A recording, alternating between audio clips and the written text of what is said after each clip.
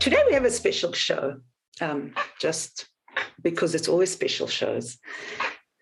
And we're going to speak, because this is a show for entrepreneurs, excuse me, and we go all over the place and we have a lot of fun. But today we want to speak about staying your course. What happens if you decide on something and you go on a path? Okay. How do you keep on that path? And do you veer off the path if you get an idea, or veer off the path and then come back? Or do you just stay on the path without distractions? Now, that's the hardest thing to do, right? Because there's so many distractions all over, all the time. I mean, I've got my phone in my hands all the time. The one day I went out and I forgot to charge it. Oh no, I was without a phone for the whole day. It was a terrible thing. It was so how do you deal with staying on your path?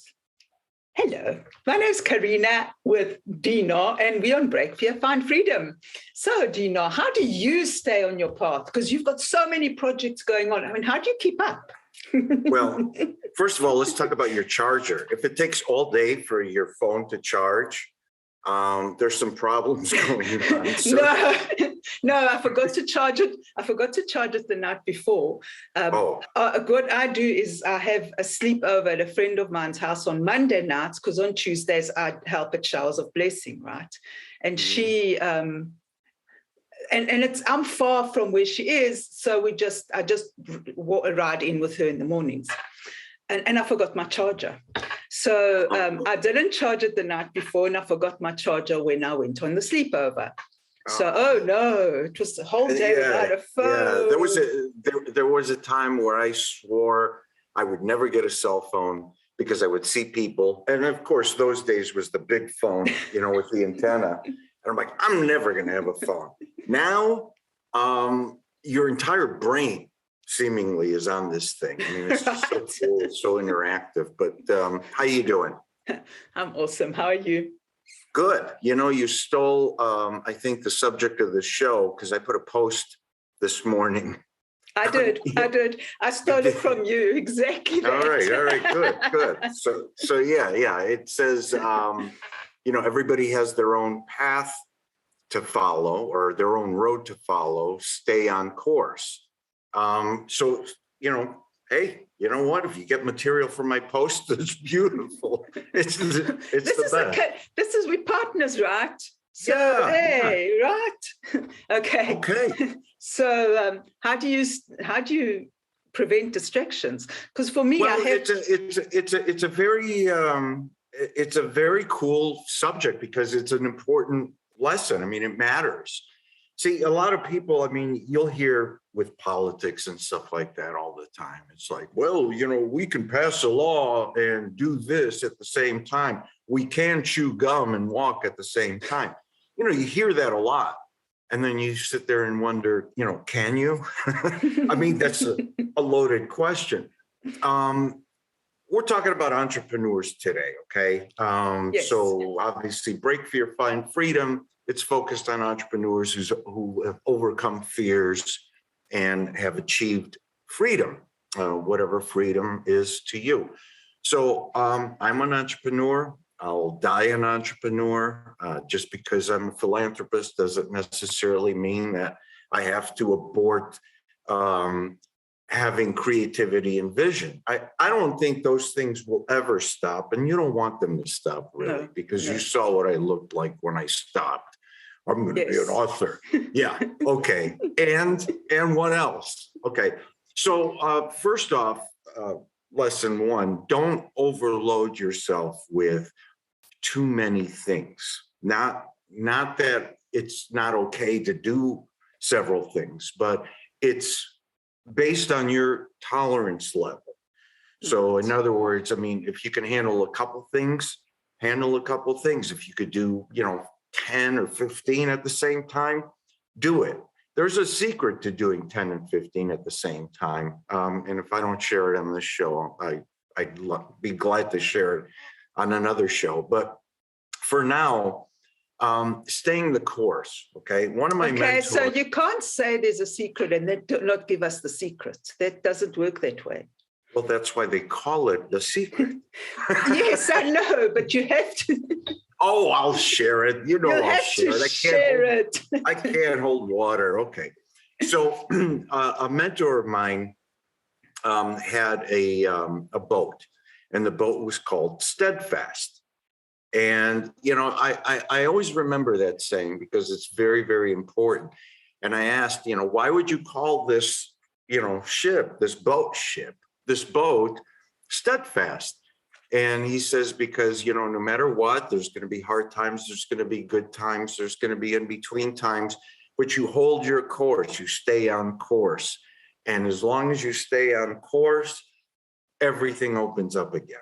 And it stuck with me my entire life. Again, that's why it's very important, especially early on, although it's never too late, but, you know, have a mentor. I mean, find somebody, gravitate to something that interests you, that you want to become. I mean, you actually can become better than your mentor, which isn't threatening to a true mentor. It's complementary. Right. I mean, yes, you know, to see their product, you know, just kind of evolve and blossom in front of their eyes and then just go, they love that stuff. Okay. So, cool, yes. Stay on course is kind of a tricky one if you look at it one way. If you look at it as, I'm doing this, I'm focusing on my job, I'm focusing on this new business, and right now I can't talk to you, I can't be distracted with this or that or that. That's staying on course, okay? Right. And most people do that, okay? But when you get to a place where you can focus on several things at the same time, because ideas don't wait for you to have a breath of air before it hits you. No. Ideas come every second of every day, milliseconds. What you do with that idea matters, right? Yes, so, yes. You know, we could be sitting here talking on this entire show. There will be literally thousands of ideas that will cross my head. Some of them are bad, some of them are good. You know, you never know. But am I going to do all of them? No. Am I going to execute all of them? No. For me, it's a feeling that I always got and still do, where it's a tingly, almost like a cold chill. If you're watching like a horror movie, the hairs on my arms stand up. Mm-hmm. Hard to explain any other way.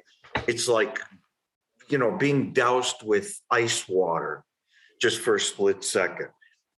And that's my sense. You know, don't douse yourself in ice water. Okay, don't do something silly like that.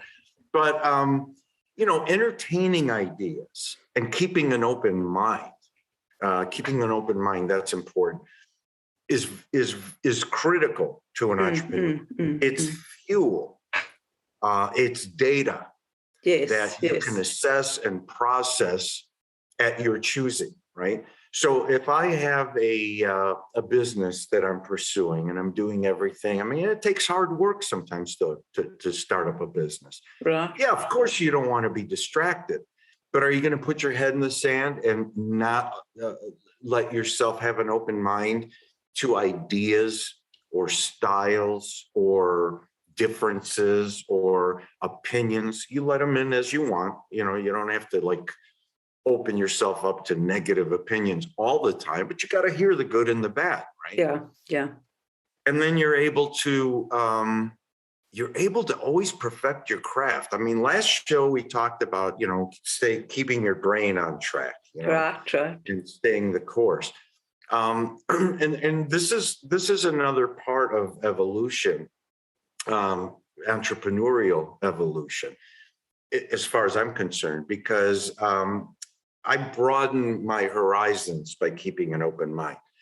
Everybody lately that I've crossed paths with this is probably a bad way to assess a human being, but is a piece to a puzzle which the puzzle is a master plan in my head. Not that you walk around with a plan because things change, but that serves my purpose, if that makes sense, right? So you'll run into just the strangest situations, people all walks of life doing different types of jobs or pursuing different types of careers.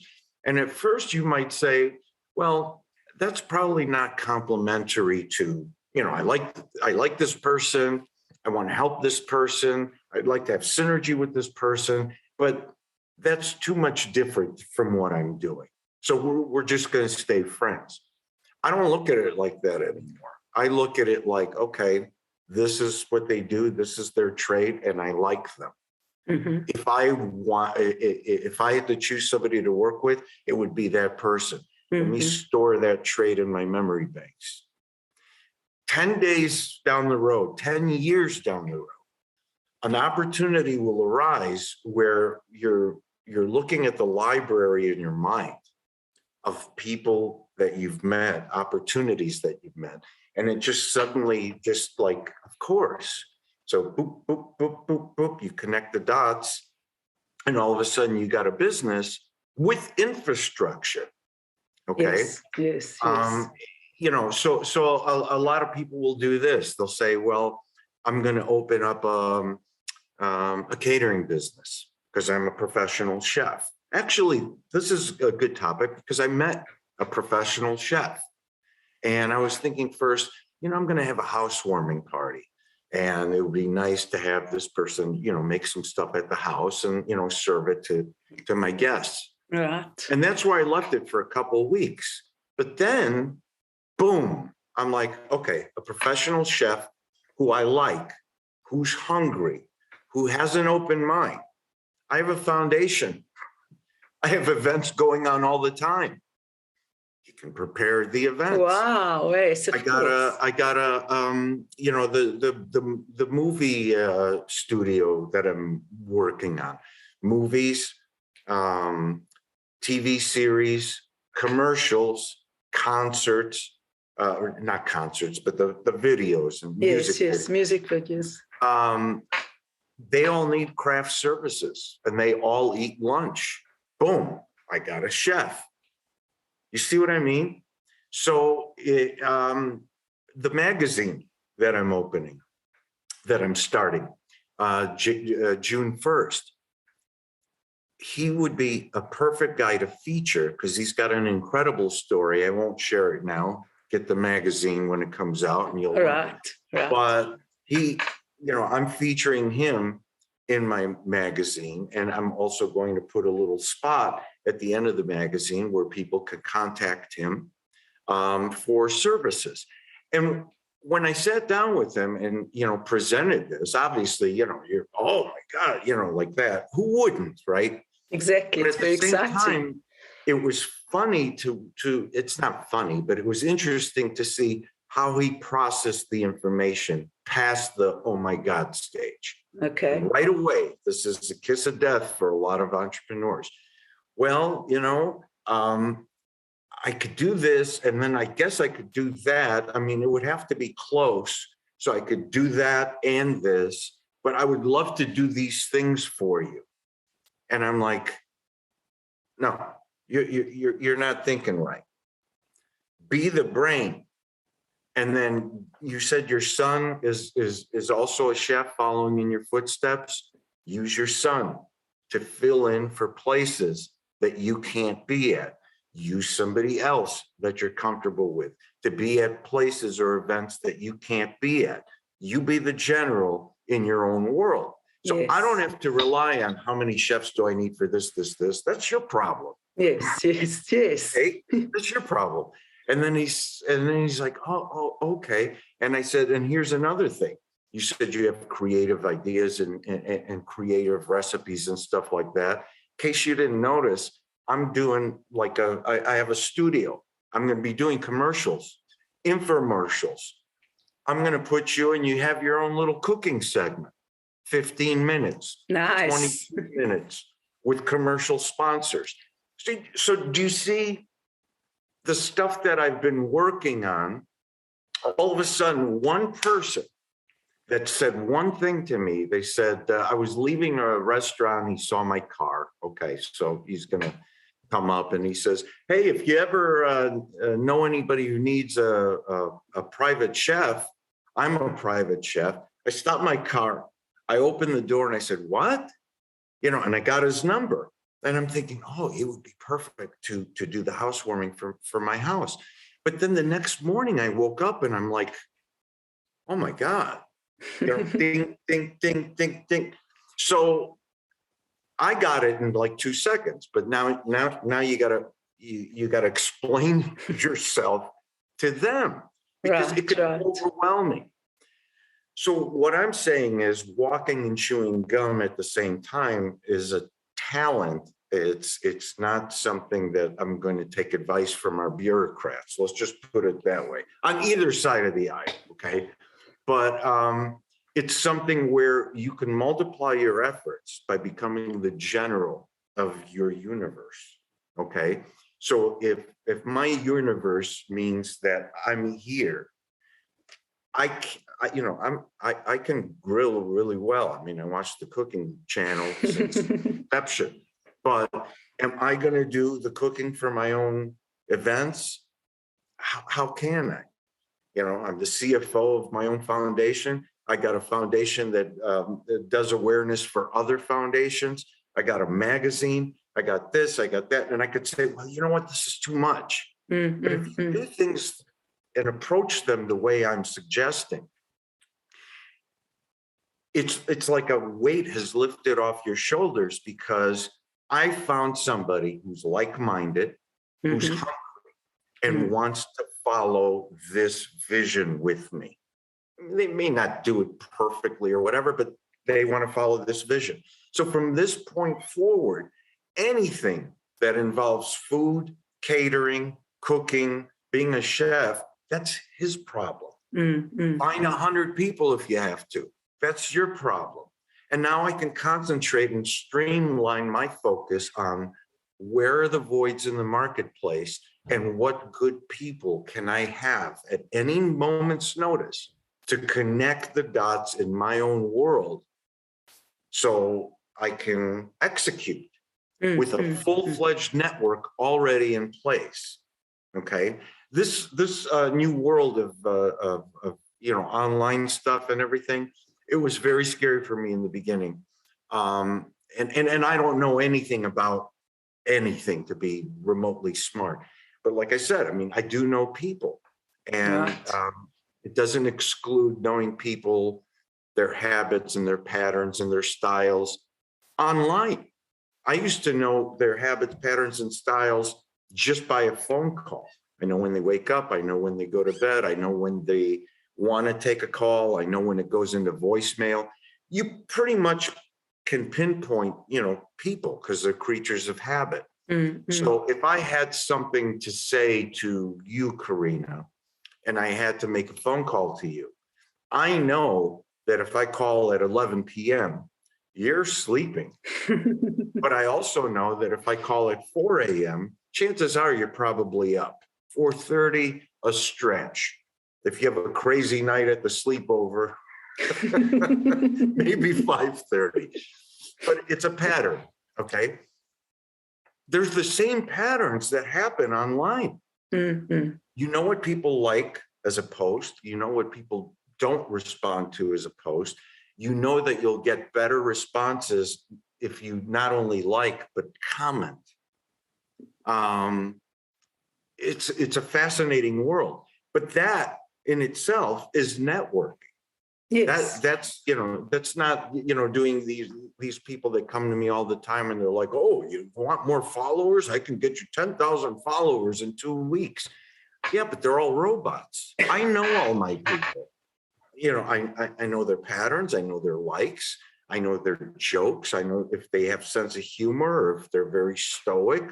I know people who are, business-like, or some people that like it a little saucy, and, we're all people. We have a lot of, tremendous various interests. Right. So for me to, one of my friends suggested that my website, I should have 2 Facebook sites, one for personal Dino and one for business Dino.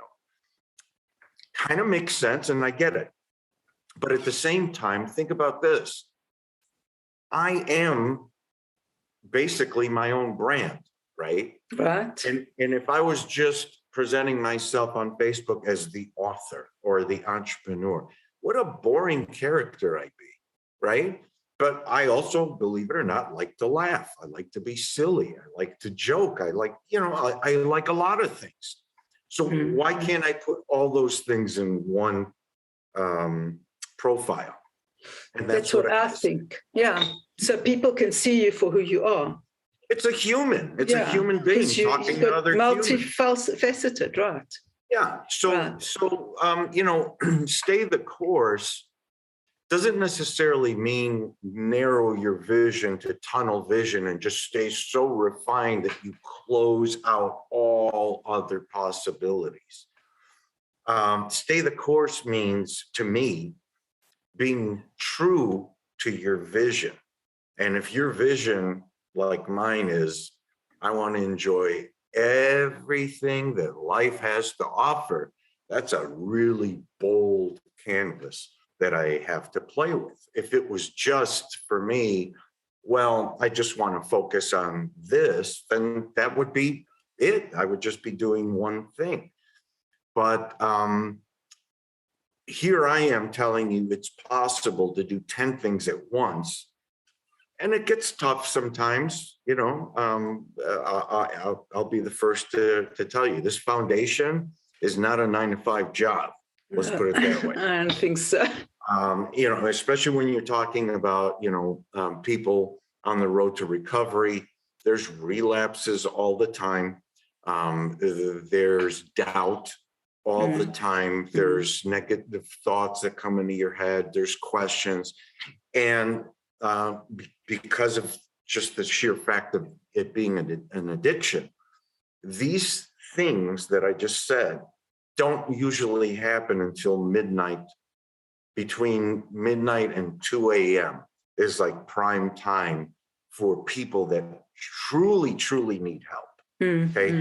The 9-to-5ers, I'm not saying they don't need help, but if you're going to time your anxiety at 9 a.m., okay, it's, I would say, less severe than somebody who really needs to talk to somebody at 2 a.m. Right. So, it's a fairly new foundation, and like all things that have my name on it, I want to make sure that it's perfect, or it'll never be perfect, but you know what I mean, close to perfect as possible. So like the guy, like that mad scientist in the movie Jurassic Park that insisted on having all the eggs hatch in his hand, I'm kind of like that dude from Jurassic Park, and so it's exhausting in one sense, but it's invigorating in another sense because A, I'm helping, and 2, I'm able to just go right there.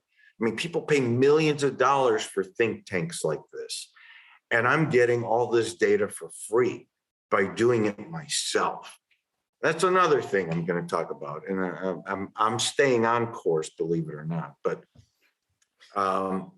don't be so quick to pass along valuable things to other people to do for you. Okay, so what do I mean by that? I've had people in my life, and a few recently too, where I have an idea, I share it with a friend. I want them to get involved. Of course, they want to get involved. And then the first thing they do after they say, well, yeah, I'm gonna get back to you with this, and this, they go home and they basically go on Google and try and find a service that does this, another service that does that, another service that does that. And I'm like, what are you doing?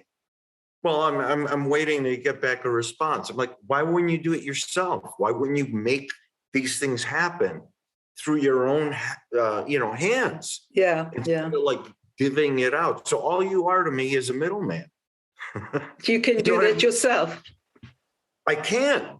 The point is, I don't want to. As a general, I got to pick a hat. I can't wear all hats. So I decided to pick the general's hat. The general gives commands. And then they go down the ranks, and you know what I'm saying? Right, I'm not belittling anybody down the ranks. I'm just saying that you have to know your position, right? So if somebody accepts this thing and then all of a sudden they just want to farm out the work and not roll up their sleeves, you're missing a valuable component to being an entrepreneur. Look what I'm doing.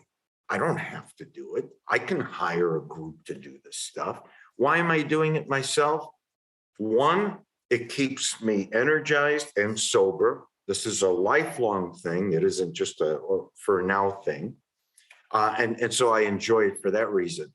But as an entrepreneur, it's priceless information that I'm getting firsthand. Mm-hmm. So I have firsthand knowledge of what people say, think, feel. At least the ones I'm exposed to. I'm not guessing. I'm not going by statistics or charts or stuff that's in some kind of medical journal or psychology journal.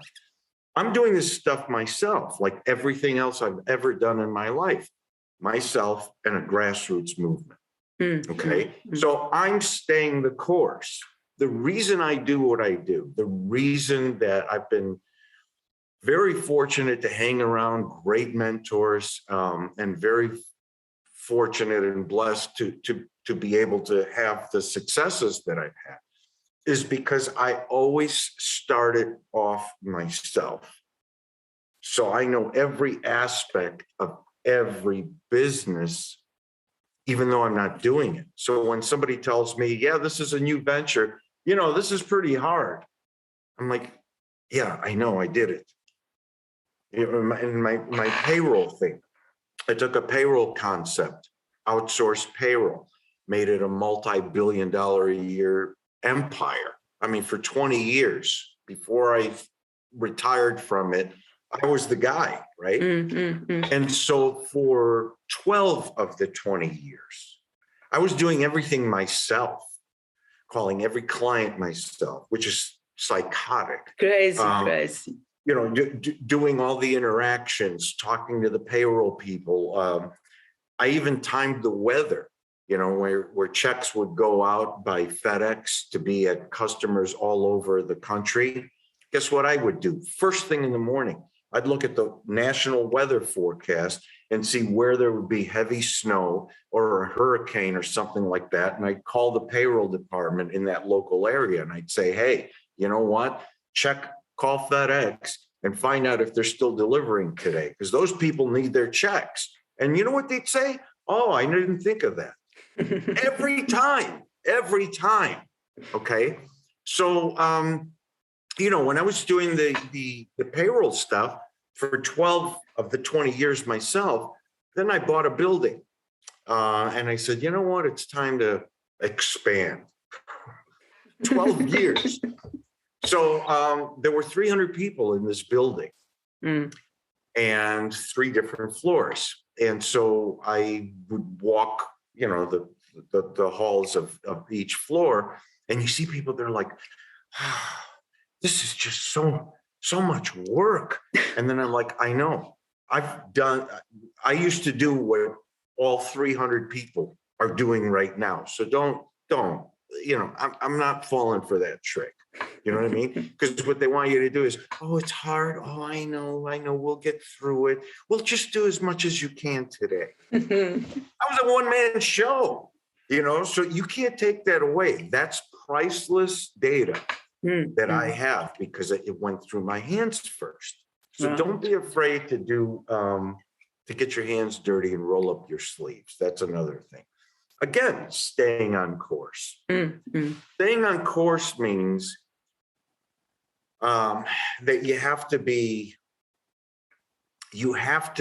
able to adapt and to adjust to any situation, meaning not distraction the way most people see it, but you handle things that happen like life hands you every day.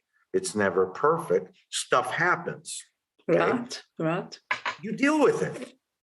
And then you go back on course. You just don't stop and deal with this. The next thing you know, you're going on a road to nowhere. You got to get back and you just got to keep going. And okay, as so, you go sorry, ahead. I know you're on a roll. Okay. I am on a roll. This is my wheelhouse. This was a good one. I got to post more stuff, Carina. So you stay on course, right? And something happens in your life, or someone dies, or you have an accident, or whatever it is. It doesn't matter what it is. It doesn't have to be life-changing.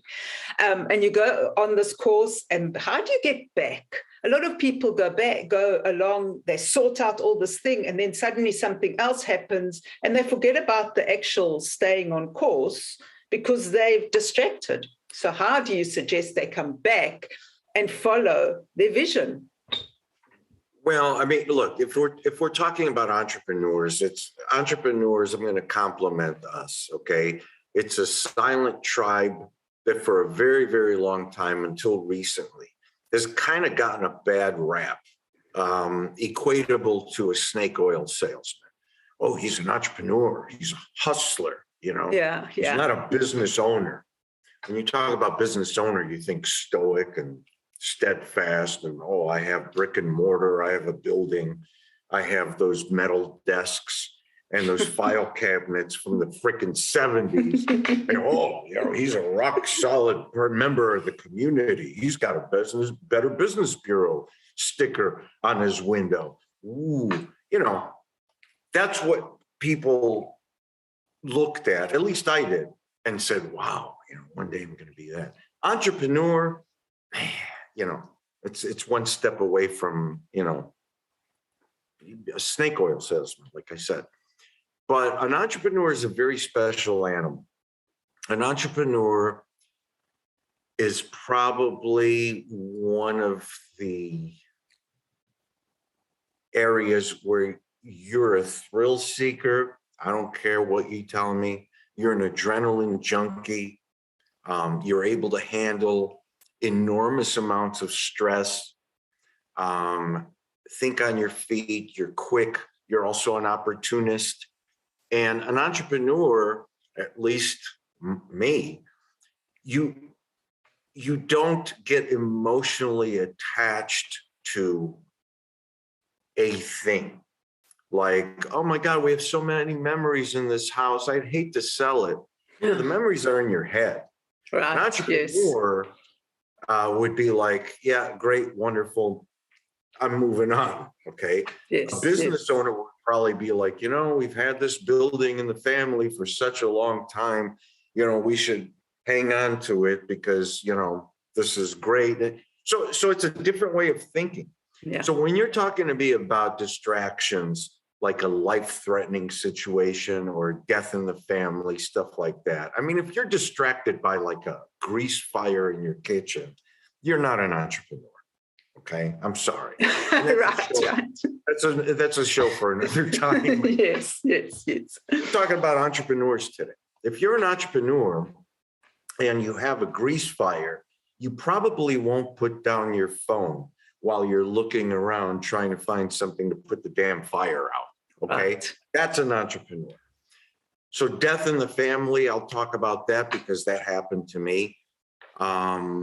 It was obviously all deaths are horrible. I mean, they're, you know, but compare the difference between the death of my father when I was not sober, and compare that to the death of my mother, which happened recently, where I was sober. Two different, completely different circumstances, right? Right. So, you know, if you have outside influences that are depressing you, it doesn't have to be drugs or alcohol. It could be people that you keep listening to you that just bury you with negativity. Yes. Same thing as drugs and alcohol. Yes. I mean, you just have a polluted mind. Yeah, things will get to you. Things will get to you a lot, and they'll hit you harder than they should. But with my mother, you know, I got to a place where I was at peace with it. I knew she was off to a better place.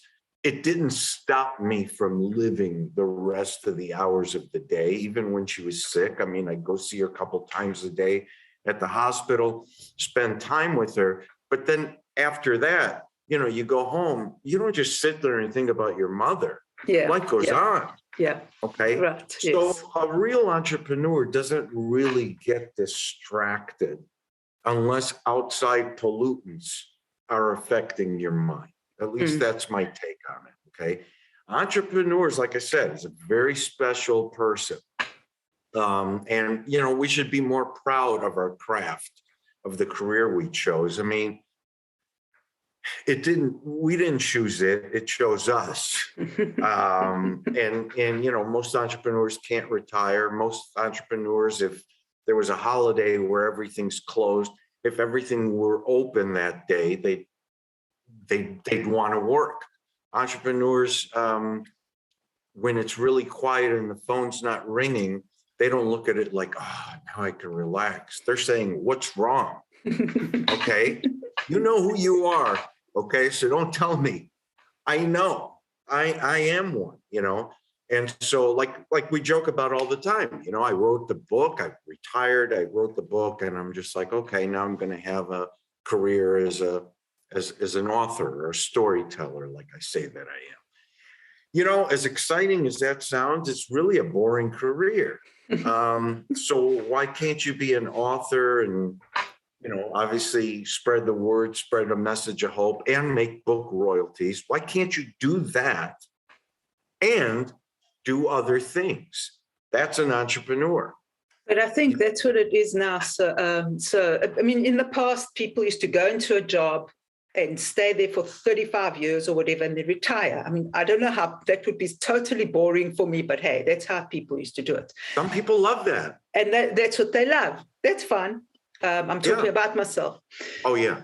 But what I'm saying that now, as an entrepreneur or in this new world, you can't just be an author or an artist or, I don't know, a bricklayer. You have to have a lot of interests, and you've got to have a lot of opportunities like you do. You've got your foundation, you've got your magazine, you've got all these sorts of things.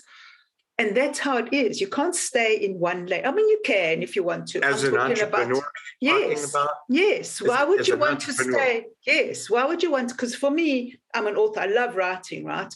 But I've got the podcast. Okay, I've got to work on this podcast. And then with the podcast, then there's something else that I might think about and think, whoa, why can't I do that as well? Just like you say. So right. I think it is about looking at the opportunities and just seeing everything for what it is. And going down that path, if that's what you choose to do.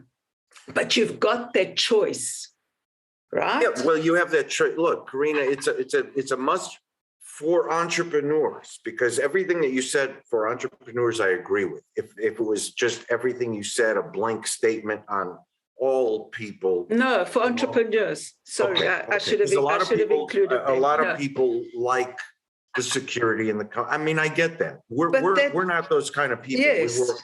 We work without a net. So it's a much faster world now. It's a much more, like we've talked about before, impersonal world. And I think that a lot of people are missing the opportunity to pounce on a market that's wide open. Okay. We're the last of the Jedis. Okay. We're the last of our craft, the ones who choose to roll up their sleeves, the ones who choose face-to-face, the ones who choose that personal interaction. Yeah, I can have a Zoom meeting, and I do, okay? Yes, I can do FaceTime. Yes, I could, make a phone call. But nothing beats that personal interaction. Where people like us have job security is that we now have a generation of people that have grown up without those things because they were born into these virtual tools. Yet they don't have not knowledge, but the skill set of face-to-face interaction, expressions. Okay. I mean, expressions like, you're talking to somebody and they say something crazy, or you sit back and you're like, I mean, these are little gestures that you cannot capture in a virtual world. Mm. But I understand the virtual world. The virtual world does have its place. That's what I'm learning now. That was scary for me, but I'm doing it, and boom, Shazam, it's working. Okay? But it's exciting as well, because otherwise we couldn't have this conversation, right? But I'm steadfast on my course that nothing is going to beat the face-to-face interaction. That's where I have the jump in my head on everybody. Yes. Because the stuff that I could do in person is so much more effective, in spreading a message, spreading a word, motivating, hope, whatever, than just doing this kind of stuff. Okay. But this kind of stuff is important. Okay. Okay. So let's talk about, like what you said. You're an entrepreneur, you're doing a podcast, you wrote a book, and you can't stop. You look at other opportunities. I mean, obviously that's what entrepreneurs do. So let's go to lesson 2. Lesson 2, I'm on a roll, man. I love this. Okay. So lesson 2 is there's a certain kind of entrepreneur that will think of ideas and gravitate towards ideas or opportunities or situations, whatever you want to call them. There's another entrepreneur that will see the same stuff, but will act on it. Yes, yes. That's a difference. Okay? There's never the lack of ideas at all. I meet a lot of people that say, oh, and I have this idea. Let me tell you about it. Oh, I should be writing these down. I have them in my notebook, but I didn't bring it. And I'm thinking to myself, I never had a notebook full of ideas. When I get an idea, if it's viable, boom, next you thing run with it. I launched the magazine because 3 days ago, no, 4, I had an idea when I woke up. 3 days ago, I called my son and basically said, here's what I'm doing. Make it work in on a website. And he's just like, huh? But, he's a Miliotis. He's going to catch on, and he is catching on. I'm so proud of him. 2 days ago, I started talking to people, selecting the entrepreneurs that I'm going to feature in my first magazine. Right. That's how fast I work. Does it seem like it's, like over, I'm overwhelmed? I mean, yeah, I'm tired. There's a lot of stuff going on, right? But I want that to happen, and I could choose to slow it down anytime I want or speed it up anytime I want. It's up to me. But the difference that I'm getting at is there are people that'll sit and think and stew on ideas, and they are entrepreneurs to their credit, but they won't act. They'll wait, or they'll second guess themselves. Then there's others like me that will act. And acting doesn't necessarily always mean chunking down a big chunk of money. Okay. Most of the things I've done in my life, I actually started virtually for nothing. Yeah. No investment whatsoever. But it was, I enriched the company as it became successful. Yes, if it didn't become successful, there's very few times I lost my shirt, because it didn't cost anything really except my time to do it. Yeah. Okay. So now, so hold on to lesson 3. So now, okay. So now we always talk about the entrepreneur like you who just goes and sees the idea and just seizes it and runs with it, right? Mm-hmm. Which is exciting. But you get the other entrepreneur who looks at it and goes, I don't know. Like then the self-doubt comes, the crazy mind, the mind starts working, and what advice would you give to that person who's saying, who's stopping themselves? Because I mean, they're stopping themselves, right? What advice would you give to that person to get up and to just start doing what they need to do to get to where they want to go? The phone will stop in a second. Sorry. The foundation never sleeps. Well, one of the things I think we already talked about, which is if you don't have those puzzle pieces in your head on standby, basically, like the private chef that I met. Yes, he was on standby. Yes, and then all of a sudden, when I thought of the right time, I'm like, of course. If you don't have that vast stored memory bank of possibilities, possible networking partners, then yeah, any idea would scare me, because the first thing you do is you think about, well, how do I have time to do all this while I'm doing this? Mm-hmm. They think singular vision. They don't think about multiplying their efforts. Mm-hmm. If you know that you have multipliers on standby, ready to go anytime you want, they may not even know the idea, but they know you. They like you. They want to work with you. Maybe not now, this second, maybe not ever, but sometime down the road, maybe, right? Right. So, those types of people, I could call somebody a year from now and say, hey, remember me? We met. I'm Dino Miliotis. I got something that I'd like to work with you on, and it's a perfect opportunity. They'll say yes or no. I mean, they mostly say yes. But the point is can I shut that off? Yes, please. Please do. So, what about you out there? So how do you deal with ideas that come into your head? Do you think about it and stew on it and possibly let it disappear? Or do you run with it like Dino does and do something with it? And do you have a good network? Just questions. Okay. Yeah. Thank you, Dino. That was much better. Thanks. But it driven me crazy. I mean, this goes on all the time. I just forgot to mute that phone. But, again, what a wonderful thing, from concept to reality.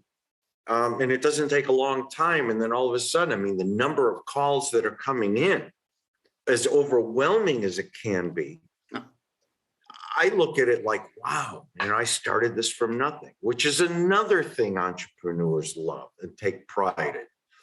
They're like farmers. They plant a seed, right. And then all of a sudden, years or months, depending on what you're doing, you take a step back and you look at the tree that's grown from just that little seed that you planted. Yes. That's entrepreneurial pride. Hashtag entrepreneurial pride. But that is what really defines, as far as I'm concerned, an entrepreneur. Okay. Mm-hmm. So the people that don't pounce, it's not necessarily because they're second guessing themselves, or could be, but remember, entrepreneurs generally are fearless.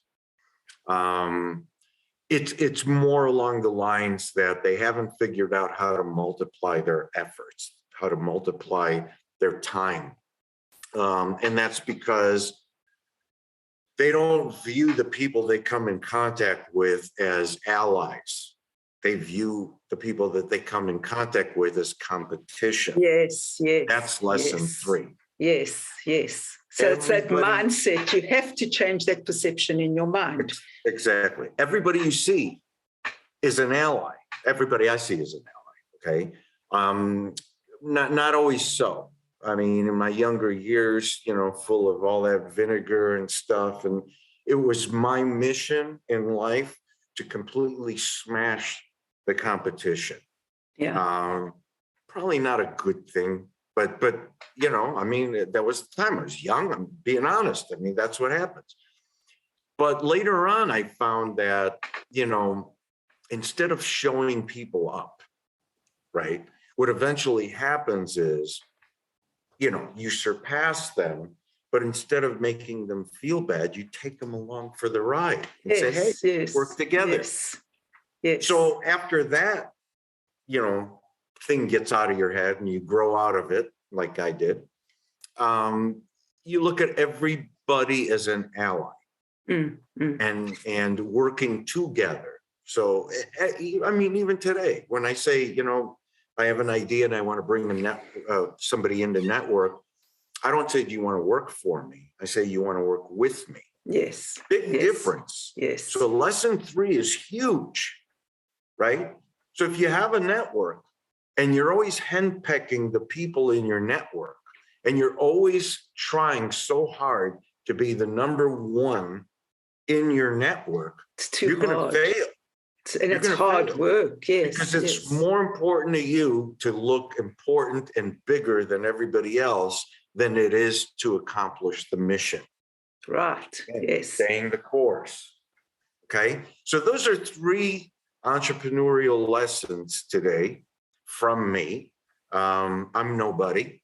I'm a college dropout, but I have that fire that is completely foreign to anybody who's not an entrepreneur. They will not understand. And you know what? That's fine. I don't want to educate them. But we're talking today, 2 entrepreneurs, 3 valuable lessons. Maybe you're already doing them.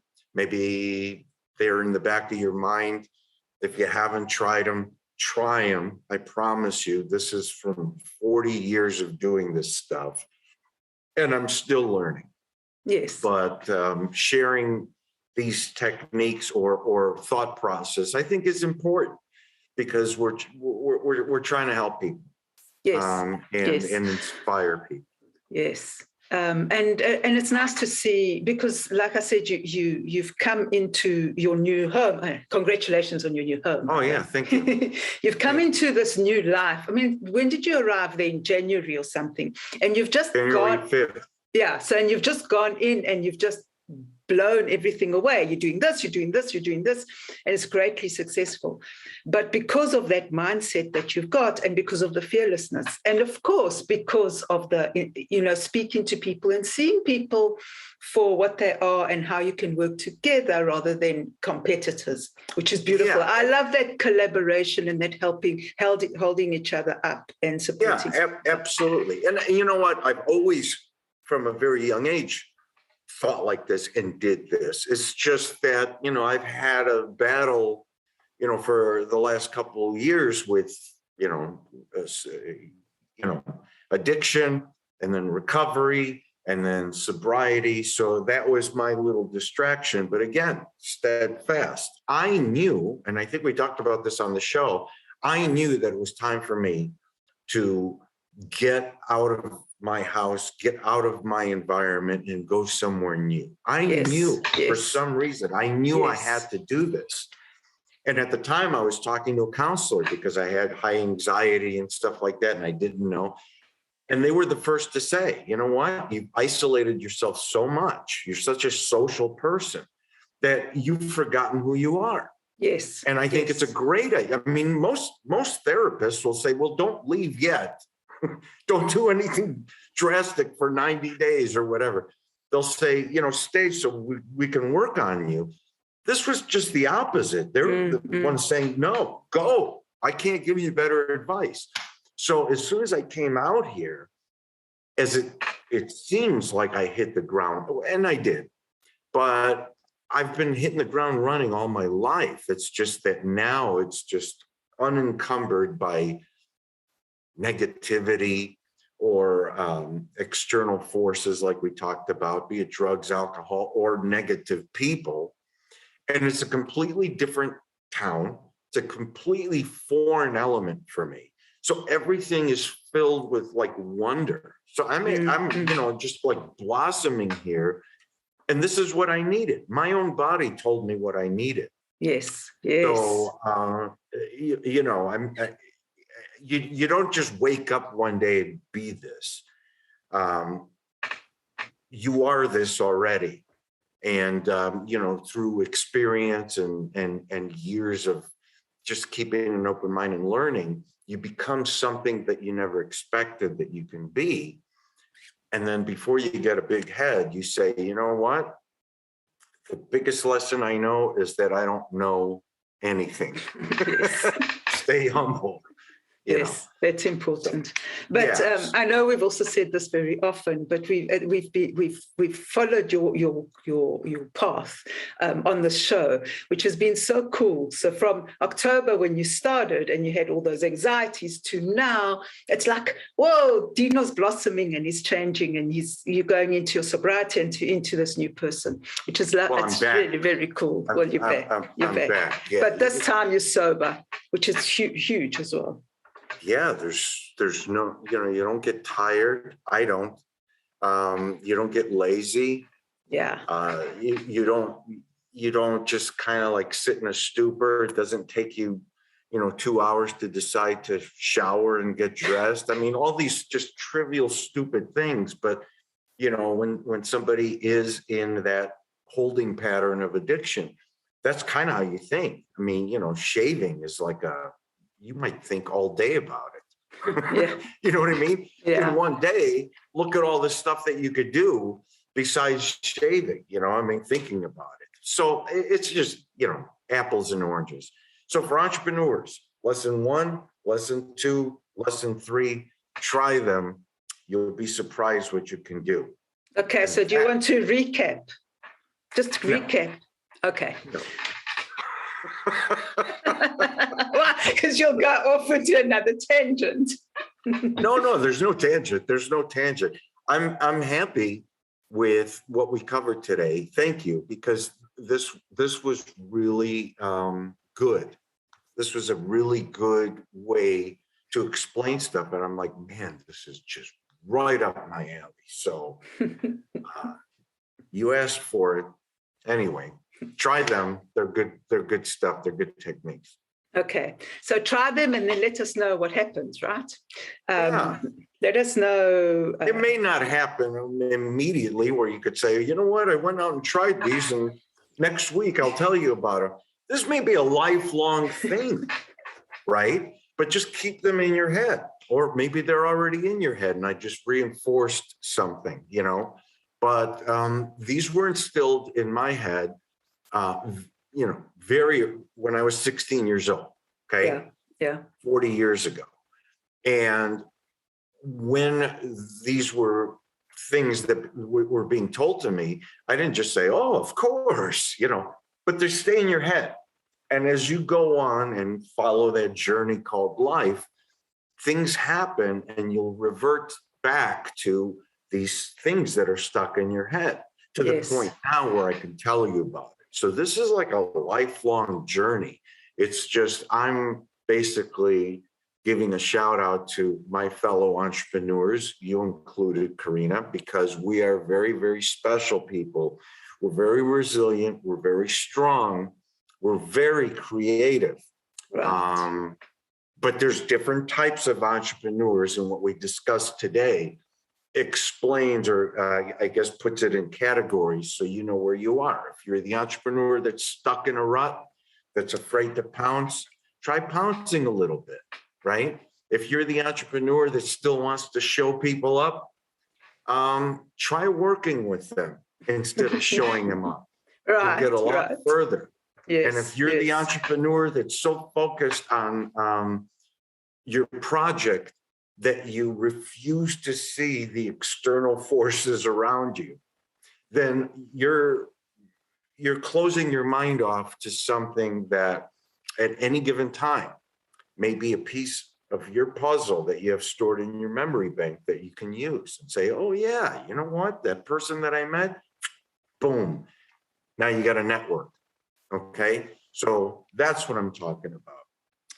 You've been a good audience. Thank you. I gotta take these foundation calls, Carina. Thank you, everyone. This has been awesome. Break Fear, Find Freedom with Carina and Dino. And